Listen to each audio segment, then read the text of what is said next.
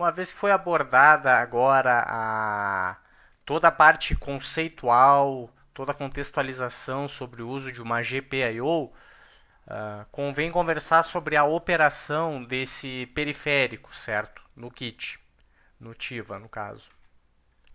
Então, a operação do microcontrolador, ela basicamente, ela sempre vai pressupor essa estrutura que está mostrada na figura.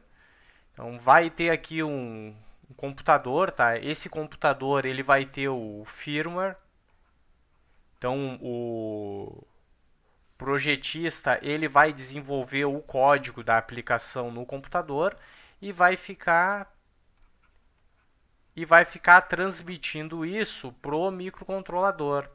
O microcontrolador, por sua vez, vai estar conectado no protótipo, certo? Então, a gente está por esse ponto de desenvolvimento, tá? E essa rotina, esse processo é iterativo. O projetista vai testando, testando, até chegar num ponto que o código está bem desenvolvido. Ele vai desconectar o computador e só vai operar o microcontrolador na aplicação, tá? Então seria a fase final de desenvolvimento. Então, nesse contexto, nós podemos usar diversos compiladores para desempenhar essa atividade, tá? Mas de uma forma geral, a gente costuma utilizar dois bem populares, tá? Um deles é o Kyle, que ele é desenvolvido pela própria ARM, certo? Então é o Microvision V5. E a gente também utiliza o próprio compilador do fabricante para desenvolver o código, tá? Que é o Code Composer. Ele é também conhecido como CCS, tá? Então fica Code Composer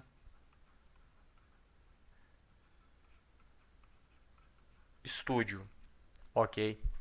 Então, o objetivo do vídeo é testar o conhecimento do GPIO, tá? E para essa finalidade, a gente vai usar os três LEDs que estão conectados na placa. Então, mais ou menos nessa região aqui, vai ter os três LEDs na placa ativa, o RGB. Cada LED desses aqui está conectado num pino GPIO, certo? Então a gente configura esses pinos como saída. Aí o PF em específico, nos próximos slides a gente vai ver qual é, tá? Mas basicamente essa conexão já está feita aqui no kit e nós vamos testar o conhecimento explorado nesses três e posteriormente nas chaves push button, tá? Antes de começar a programação do dispositivo, é importante conversar brevemente sobre um assunto que vai ser extremamente importante, tá? Na programação dos registradores. Então, basicamente, o conceito em questão é ponteiros. Então, são estruturas da linguagem de programação C extremamente importantes, tá? Aqui está a definição, eu tirei dessa referência aqui, tá? Mas é um conceito bem difundido na literatura e na comunidade, tá? Não tem muita dificuldade em encontrar esse assunto. Mas eles basicamente armazenam o endereço de variável em uma região da memória. Então, como esse conceito funciona? Observem que aqui em azul está sendo definida uma variável que o nome é var. Então, int, ou seja, ela é uma variável inteira, int var igual a 10, ok? Então, essa variável, esse 10, ele está numa região da memória, tá? Então, estando na região da memória, essa variável, ela precisa ser encontrada, certo? E uma forma de encontrar essa região da memória é através do ponteiro. Então, aqui, nessa sentença, é definido o que seria um ponteiro. Observem esse asterisco aqui. Ó. Esse asterisco e essa denotação aqui usando a operação E são utilizadas na definição de ponteiro. Então, int, ponteiro e variável. Então, o que essa definição, essas duas definições aqui, em conjunto com o int, o que eles vão fazer?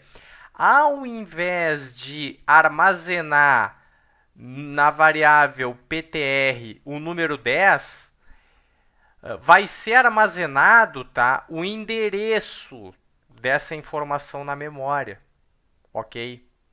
Então, uma vez que o endereço está armazenado na variável ptr, se porventura for definido outro valor para a variável ptr, desde que usando a denotação de ponteiro, observem aqui, ptr é igual a 20. Ao invés de reescrever o endereço, vai ser reescrita a informação que está dentro do endereço. Então, o que esse ponteiro está fazendo? Ele está apontando para essa região da memória. E com isso, nós podemos mudar a informação que está lá dentro, certo? Então, observem aqui no exemplo que os autores eles fazem ptr é igual a 20. A variável apontou lá para o endereço da var, certo? Reescreveu o valor 10 pelo valor 20. Em seguida, se for criada uma nova variável baseada na variável anterior, sendo ponteiro, qualquer valor que for atribuído, qualquer informação, no caso aqui foi 30, qualquer valor que for atribuído a esse ponteiro equivale a reescrever a informação que está lá naquele endereço. E, bom, a questão é, por que é tão importante esse conceito no nosso contexto? Porque, observem, o que a gente já observou, tá? É que nós precisamos escrever nesse registrador, tá? Ler e escrever. Ok? Então, se a gente precisa escrever nesses bits que estão aqui, nos últimos bits ali, nos últimos 8 bits, primeiro é necessário apontar para esse endereço. E a gente já conhece o endereço, ó, o endereço está aqui. A gente conhece o endereço base e a gente conhece o offset, ok? Então, se a gente quer mudar os bits que estão aqui, a gente precisa usar ponteiros, tá? Então, observem o que essa definição está fazendo. Ela está associando o endereço dos registradores a esse label aqui, tá? A esse texto. Então, o GPIO port F dir R, ele está apontando para esse endereço. Só que isso aqui não está escrevendo ainda nos bits, tá? Uma vez que a gente cria o ponteiro, observem no exemplo anterior, primeiro cria a variável ponteiro, depois modifica o que tem lá dentro daquele endereço. Aqui não é diferente, tá, pessoal? Aqui a gente primeiro aponta para o registrador e, em seguida, podemos modificar a informação. E observem o que é importante aqui. Primeiro, essa operação aqui, o que ela está fazendo? Essa operação, ou, isso aqui é um ou bit a bit, tá? Então, ou igual, o que ele vai fazer? Ele vai fazer uma operação ou com a informação que já existe aqui. Qual é a informação que já existe aqui? Ela está aqui, ó. Então, quando o microcontrolador inicializa, o usuário coloca instruções para que ele comece 0, tá? Então, o que vai acontecer aqui? Ele vai fazer uma operação ou com 1, 2, 3, 4, 5, 6, 7, 8. Operação OU. Não é bem assim que se denota, tá? Eu vou primeiro escrever aqui aqui 0x0f. O 0 é 4 bits e o f 4 bits também. A diferença aqui é 1, 1, 1, 1. E aí a gente coloca aqui, ó. Opa. Operação OU, ok? Esse OU, pessoal, é bit a bit. Quer dizer o seguinte, 0 ou 1, aqui é 1. 0 ou 1, aqui é 1. 0 ou 1, aqui é 1. 0 ou 1, aqui é 1. O resto, 0 ou 0, é 0. Então, aqui é 0, aqui é 0, aqui é 0, aqui é 0. Então, o que vai ser armazenado nesse endereço da memória? Esse resultado que está aqui. Aí, observem agora que se esse resultado vai reescrever a informação que está aqui, o nosso resultado vai ser 1, 2, 3, 4. 1, 2, 3, 4. De acordo com a definição desse registrador, observem, aqui é uma entrada, aqui é uma entrada, aqui é uma entrada e aqui é uma entrada. Tá? O restante são saídas. Ok? Então, desse jeito, utilizando ponteiros, nós podemos escrever em todos os registradores que foram mostrados até o momento. Tá? E isso é muito importante, isso tem que ser feito, do contrário, o projetista não consegue operar o dispositivo. Ok? Então aqui, pessoal, tem um exemplo que ele foi extraído do material do professor Valvano e do seu colega, tá? Capítulo 6, Parallel I/O Ports. O professor Valvano ele disponibiliza vários códigos na página dele, tá? Eu recomendo que vocês entrem e assistam o material do professor Valvano. Assistam o material dele no YouTube e do colega dele. É muito bom, tá? Um material muito importante. E eu extraí essa informação lá dos exemplos dele. E observem que aqui tem uma tabela também, tá? Essa tabela é importante, porque ela está mostrando aonde os LEDs estão conectados. Observem aqui, ó. Tá no PF1, PF2 e PF3. Função do pino GPIO. Então, esses aqui são saídas e esses aqui são entradas. E por que essa informação é importante? Ela é importante para a inicialização do GPIO, tá? Isso que a gente está observando aqui na figura é uma inicialização. Então, a função ela não entra com nada, não precisa entrar nenhum parâmetro. Desculpa, ela não retorna nada, ela não precisa de nenhum parâmetro. Essa função ela só vai executar. E esse aqui é o ritual de inicialização de uma GPIO. Primeira coisa que a gente faz, ativa o port F. Como que a gente faz isso? A gente tem que escrever nesse registrador aqui, ó, syscontrol rc gc GPIO R. Isso aqui é o clock dos registradores, tá?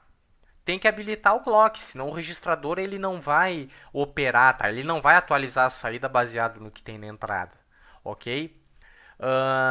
Segunda linha de código, o professor Valvano já deixa claro aqui, ó. Espera um tempo para o clock estabilizar no registrador. Então é um código bobo, tá? Quando observem que esse PRGPIO ele faz justamente isso.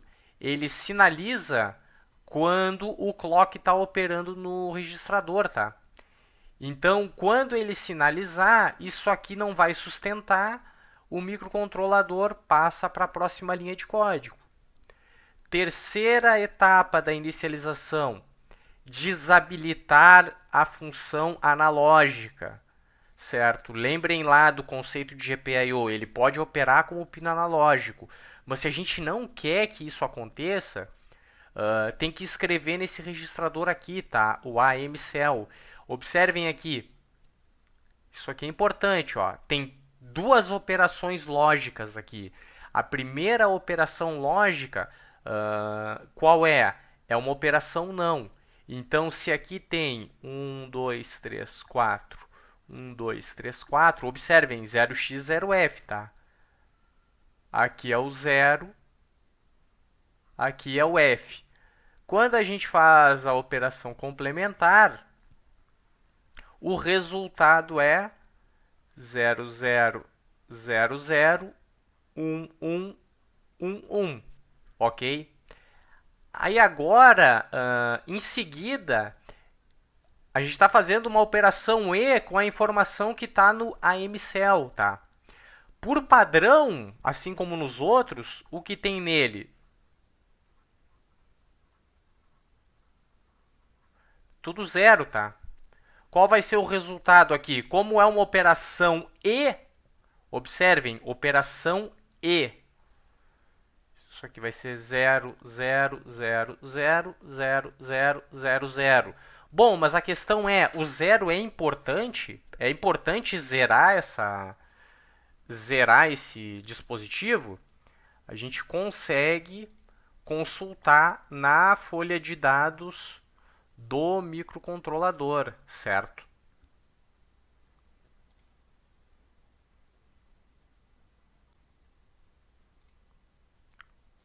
Então, consultando na folha de dados, então, vou colocar aqui novamente o datasheet.